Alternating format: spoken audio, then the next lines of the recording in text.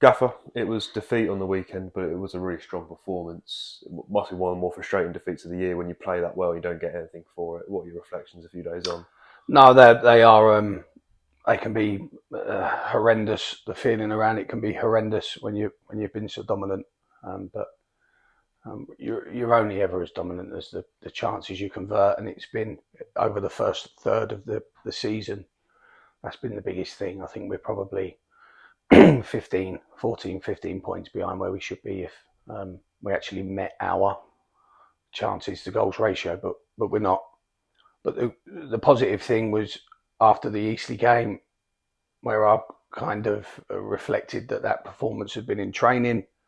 I thought again the players showed a lot of good work that came off the training pitch, and there were certain elements that were definitely improved in our play, and when you're working with younger players, that's how it has to be, and that's why development takes is a long term process. But it's been very enjoyable aside from some disappointing or frustrating results. The actual process of getting back on the pitch and working with younger players, coaching and having to really repeat, rehearse, repeat. I can definitely speak for Ian as well. I think we've both enjoyed going back to our almost like our default setting as what our trade is. So it's different with senior players. You're working around their capabilities and attributes all the time because they're more rounded or polished. So it's the application of how you apply them. But with the younger ones, yeah, there's a lot of shaping to be done. You touched on it there, plenty of time on the training pitch. What's this week been like? The reaction from the boys, but also just having another full week to work with them. Yeah, no, really good, and it allows me to sometimes step away from the training pitch temporarily to go and recruit and to make sure that we have eyes on all the teams that are around, including the development leagues. But training's been very strong. Tuesday was very intense as it normally is on a Tuesday in professional football. Today will be a little bit more guided by plan, our routes to goal, how we defend certain situations, because Ramsgate will carry threats. They're not in this round for no good reason.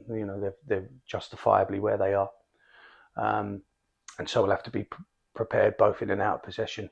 But no, they've been good. We've had some players back from injury, or a player back from injury, and that any sort of returning senior player in particular just changes the dynamic and the voices in the group, and it's been very enjoyable.